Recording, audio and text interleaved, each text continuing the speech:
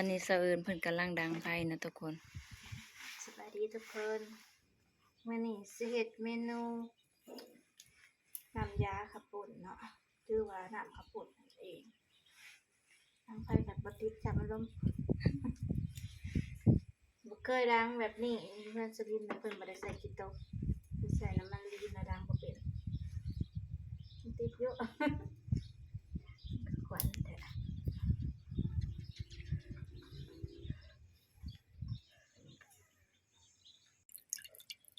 ไก่เนาะปลาน้ำตัวหนึ่ง ปลาทุกคนผสม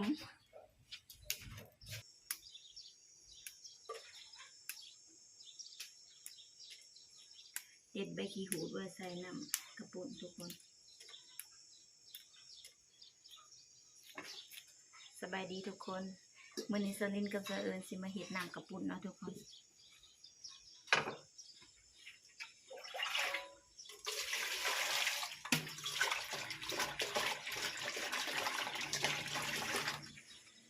หัวขา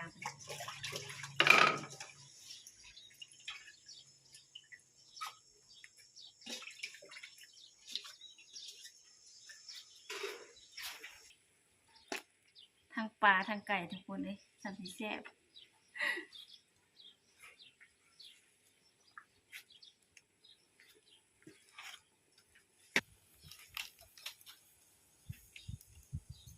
ใส่เกลือแล้วก็เกลือก็ใส่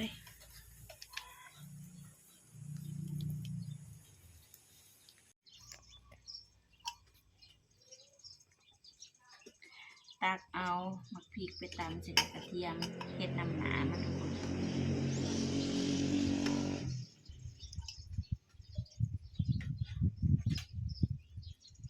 เอาโบเผ็ดมันเลยสะเอิญแล้วกินเผ็ดบ่ได้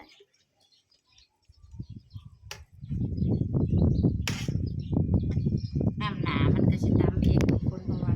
ขันไปซื้อเอาน้ำมันสีสมเอาเองบ่ได้ตำเอาแม่คุกเพิ่มอย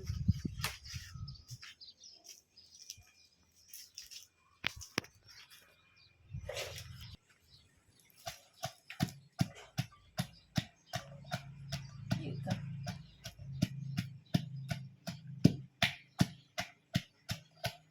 เป็นน้องแดงน้องแดง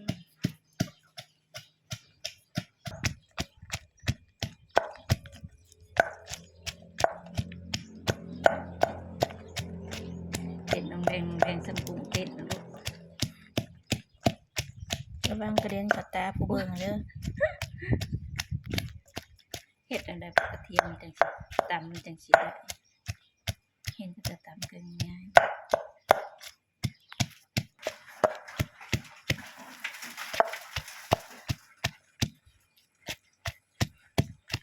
หยิบเกลือมาใส่แล้วมันจะบ่เต็ด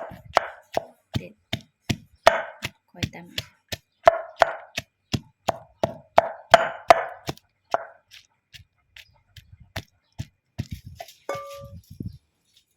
แล้วล่ะทุกคนบ่แหลกปานใดตำกระเทียมกับบ่เป็นหอดบ่แหลกไก่ก็สุกแล้ว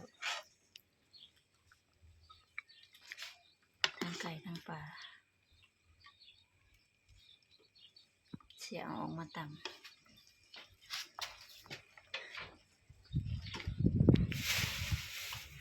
เดี๋ยวขัวกะทิก่อน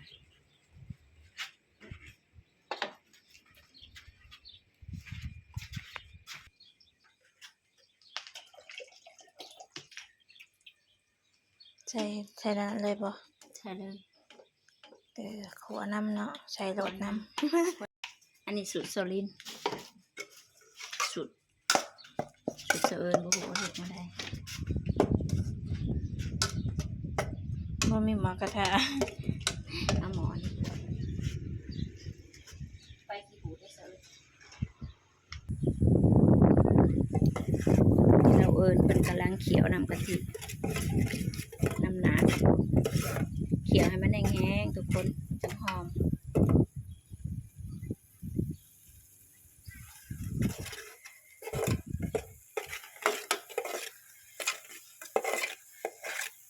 หอมเลย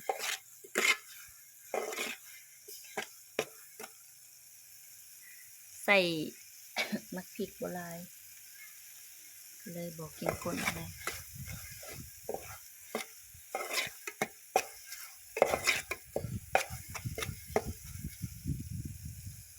เอาแห้งๆค่ะ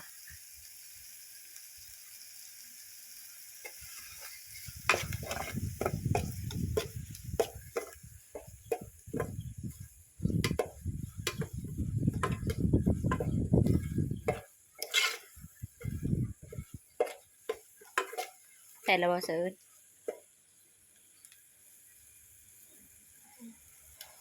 ยังไม่เห็นก็ได้เอาแห้งแต่ว่า เอาสิแห้งๆจังหอมเด็กก็เริ่มกำลังได้กลินหอมขึ้นมา ลักษณะ จะมาคือมีมักพริก แรงสีกเนื้อไก่ใส่ครก ชิ้นเนื้อไก่ตำไก่ก็มีแต่กระดูกใส่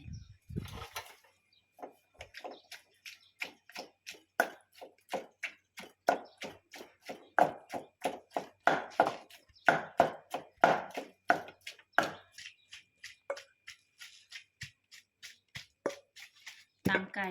ใส่น้ำกระปุก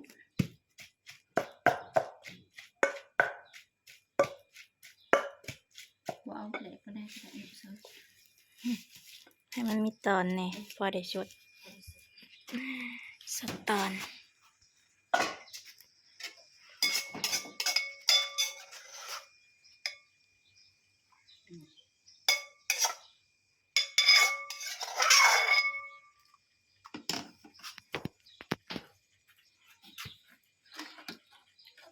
คือมัน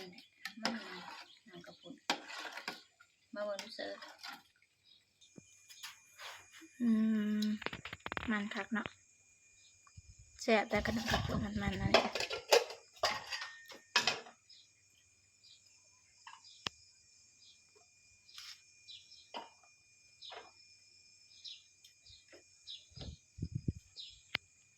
แล้วทุกคน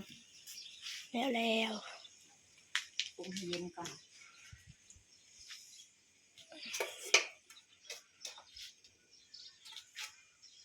ซอยหนักซอยเหนียว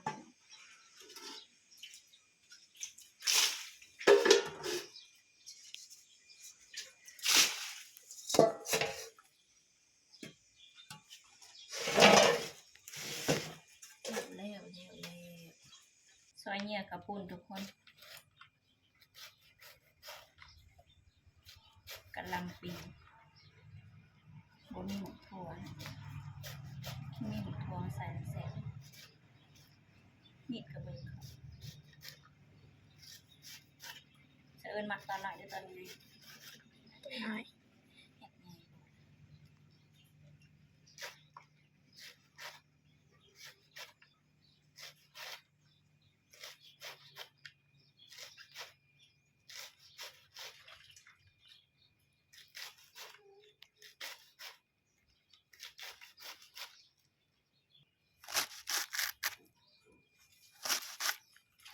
ทำนี้ก็ได้แล้วเนาะ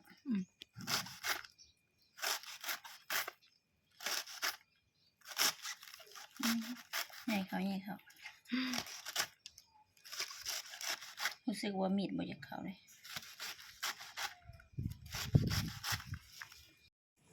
เดี๋ยวไปกัน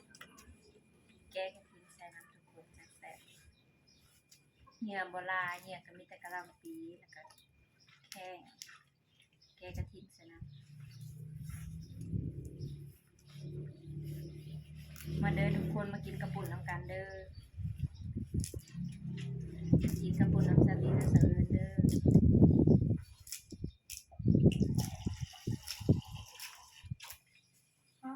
เดี๋ยวกินแล้วนะ การหอมน้ำมันเนาะ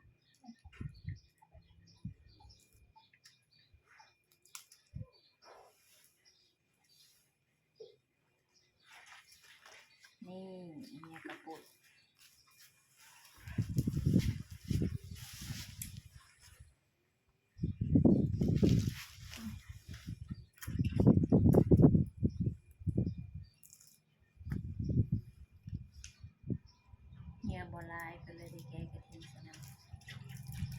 ยหลายก็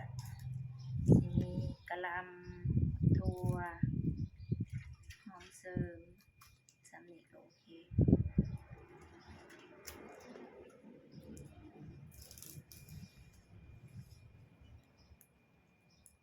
เสะเอิญเพิ่นว่าบ่เคยแกงในกระถินใส่จักเทื่อเพิ่นบ่เคยกิน เคยกินแต่กะหล่ำกับผักเสริมแล้วก็มีถั่วมีหัวปีทั้ง บ่เคยแกงกะทิใส่น้ำ ผักบ่หลายทุกคนผักบ่หลาย ครั้งแรกเลย ใช่ครั้งแรกของเสะเอิญ เคยกินแต่แบบใส่ตำเอาในกะทิใส่ตำกระปุ่นเอา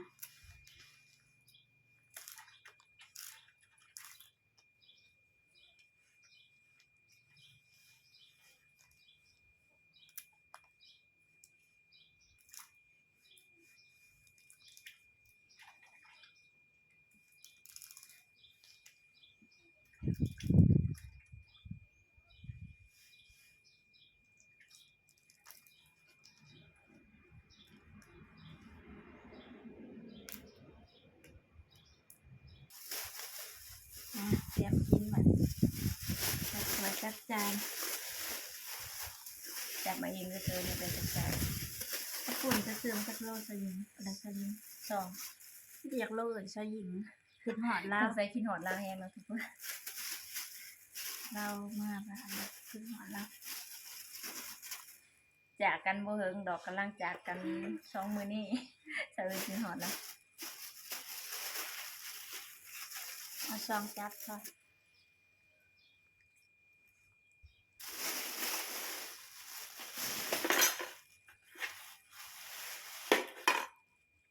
กินลงเบิ่งแหน่ในกระถินนะแซ่บบ่จ้ะเอามาแข่งกินนะ มาแข็งแห้งเลยอะไร เสะเอิญแฮงบ่เคยกินมาแข่ง คม บ่แม่นมาแข่งคมได คม แข่งแข่งเฮาโลดมักใส่น้ำหลายๆเสะเอิญได้มักใส่น้ำหลายๆบ่ มาคือกัน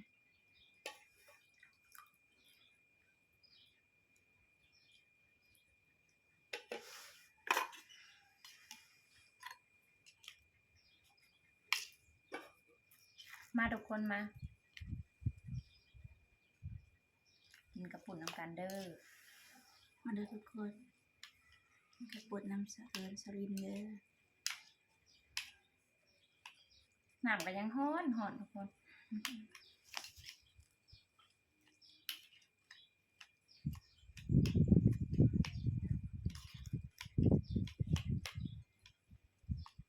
มาเด้อมาเด้อ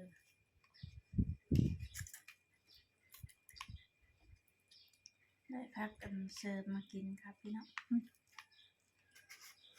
กุยจะปีเสร็จ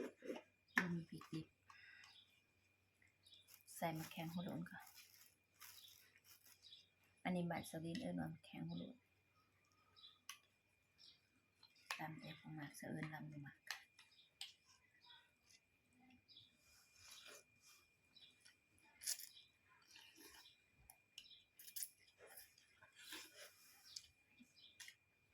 ไปเดิมทำได้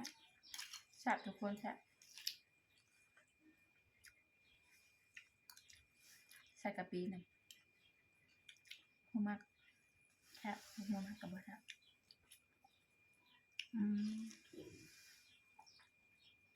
แล้วก็ปิด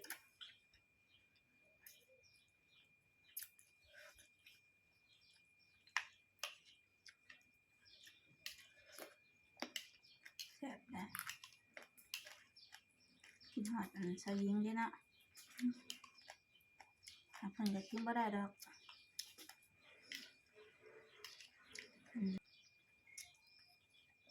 กะหล่ำ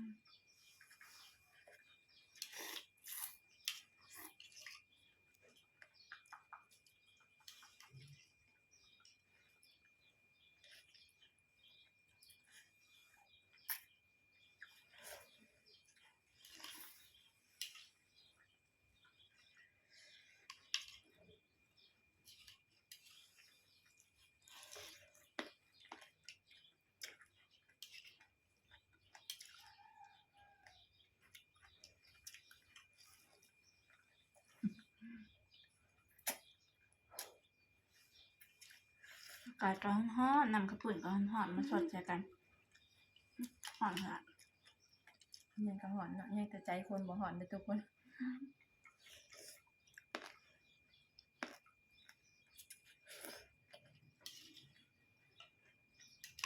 ตักก่อนตักบ่ได้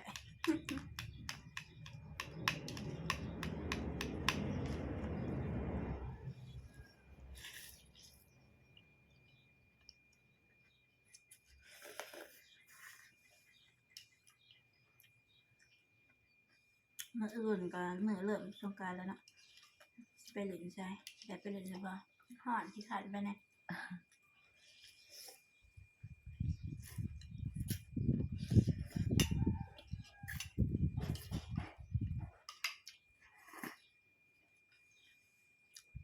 เนี่ยเรียนในเฮือนนี่ละ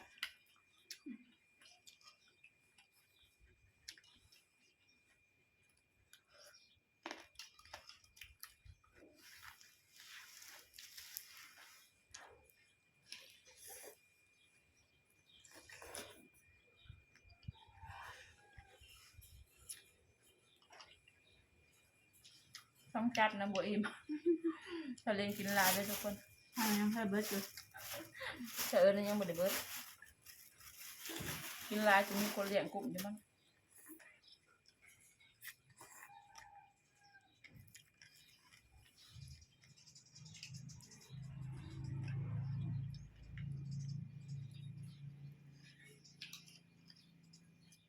หอมน่าใส่ปลากระถิน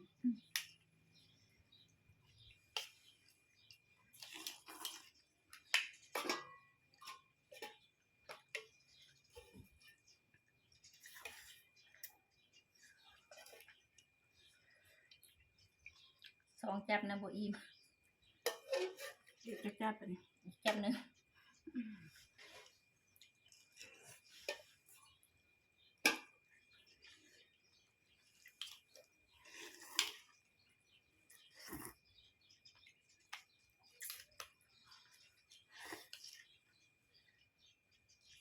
จับ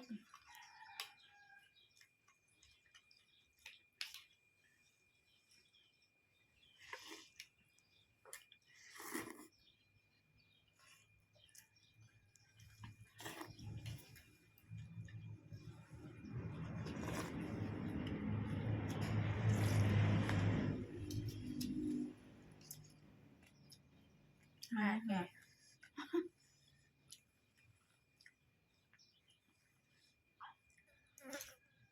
แกะพดบ่ค่ะแกะ ฉันไม่มีค่าสำหรับเธอฉันจะลินแต่ไม่มีค่าทุกคนมันจะลินเชิญเอิญมีค่า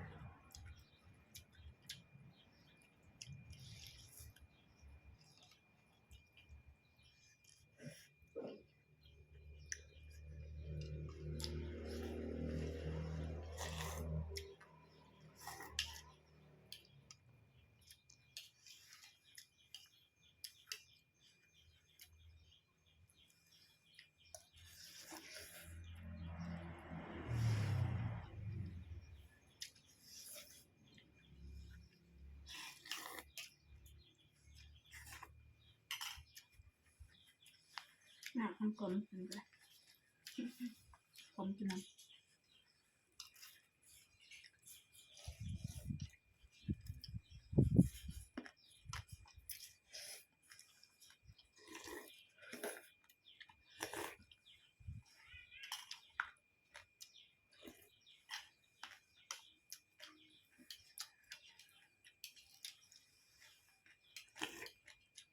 ใบคิวจะกิน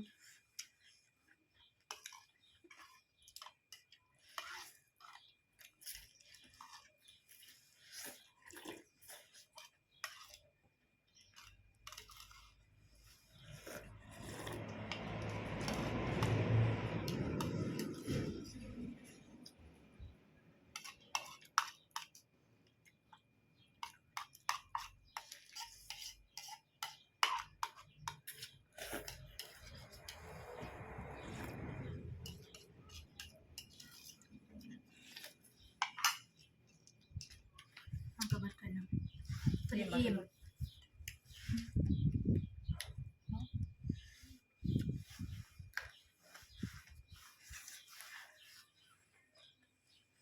คลิปนี้ขอจบไว้เท่านี้นะทุกคนเฮ็ดน้ำข้าวปุ้นกันกินอิ่มนะขอตัวลาไปก่อนบ๊าย